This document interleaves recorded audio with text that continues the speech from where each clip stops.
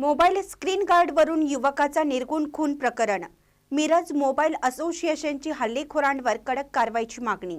आता 1 रुपयात साड्या, जेंट्सवेअर, किड्सवेअर, महाराष्ट्रातील सर्वात मोठा सेल रवींद्र वस्त्र निकेतन सलगरे व शाखांमध्ये. चंद्रकोर साड्या, डिझायनर वर्क साड्या, फ्रॉक, शरारा, गरारा, लेगिन, प्लाझो फक्त 1 रुपयात. Boys pant shirts, lower, kurti 1 रुपयात. थंडीसाठी ब्लँकेट, जॅकेट, स्वेटर, पडदे, पिलो, पर्स, बॅग फक्त 1 रुपयात. बाय 2 गेट 1 फ्री यासह असंख्य व्हरायटीत कपडे उपलब्ध. त्वरा करा, ऑफर फक्त 26 जानेवारी ते 5 फेब्रुवारी पर्यंत. रवींद्र वस्त्र निकेतन सलगरे व सर्व शाखा.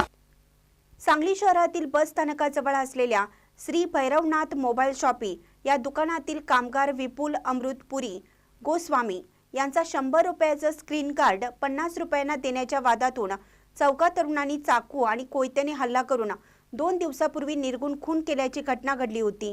या खुनाच्या घटनेने सांगलीतील व्यापारी वर्गात खळबळ उडाली आहे. मिरज मोबाईल असोसिएशनने आज गोस्वामी याला श्रद्धांजली वाहून त्याच्या मृत्यूबद्दल शोक व्यक्त केला आणि या घटनेचा जाहीर निषेध महात्मा गांधी चौक मिरज येथे केला. यावेळी त्यांनी हल्लेखोरांवर कडक कारवाई करण्यात यावी अशी मागणी केली. तर मिरज हे बिहार झाले आहे का असा प्रश्न उपस्थित करत त्यांनी पोलीस प्रशासनाने राज्य शासनाला कडक कारवाईची आवश्यकता दर्शवली. जर हल्लेखोरांवर कडक कारवाई झाली नाही तर मिरज मोबाईल असोसिएशन तर्फे आंदोलन करण्याचा इशारा दिला आहे. नशेखोर कमी वयाच्या लोकांनी खून केलेला आहे. त्याचा आमच्या व्यापाऱ्याचा मोबाईल 50 रुपयाच्या स्क्रीन गार्डसाठी खून केलेला आहे. त्याचा निषेध म्हणून आम्ही सर्व मिरजेतील व्यापारी मिळून त्याचा निषेध करत आहोत. मोबाईल असोसिएशनतर्फे